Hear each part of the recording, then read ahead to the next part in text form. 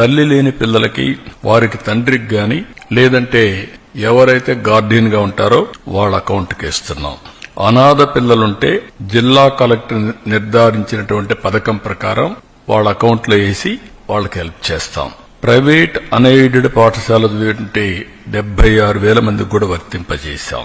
ఇది కాకుండా ట్రాన్స్పరెన్సీ ఉండాలనే ఉద్దేశంతో ఈ జాబితా సెక్రటరియట్ లో గ్రామ వార్డు కార్యాలయాల్లో కూడా పెడతాం.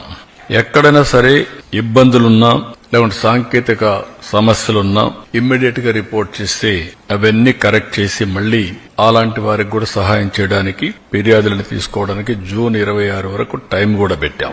30వ తారీఖు తుది జాబితా పెట్టి అక్కడి నుంచి ఇవన్నీ కూడా అమలు చేస్తాం. ఇంకొక పక్కన ఇప్పుడు ఇచ్చింది 2 నుంచి 10వ తరగతి వరకు ఇంటర్మీడియట్ సెకండ్ ఇయర్ కి బీసీల్లో చూస్తే 29,82,000 మంది వస్తున్నారు. ఇంకొక పక్క ఎస్సీల్లో 11,76,000 మంది వస్తున్నారు.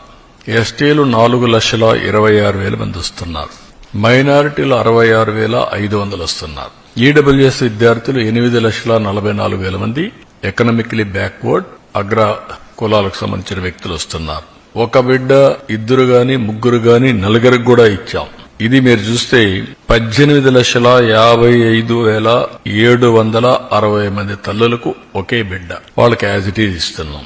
14,55,322 మంది తల్లులకి 2 బిడ్డలు. 29,10,644 2,10,684 మందికి 3 పిల్లలు. ఇది 6,32,052 మందికి ఇస్తున్నాం.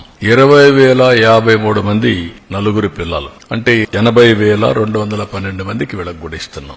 ఏ మాట అయితే నేను చెప్పానో ఆ మాట ప్రకారం, ఒక పద్ధతి ప్రకారం, ఒక మాటలో చెప్పాలంటే ఇది ఒక పాపులేషన్ మేనేజ్మెంట్ కి ఒక ముందడుగు.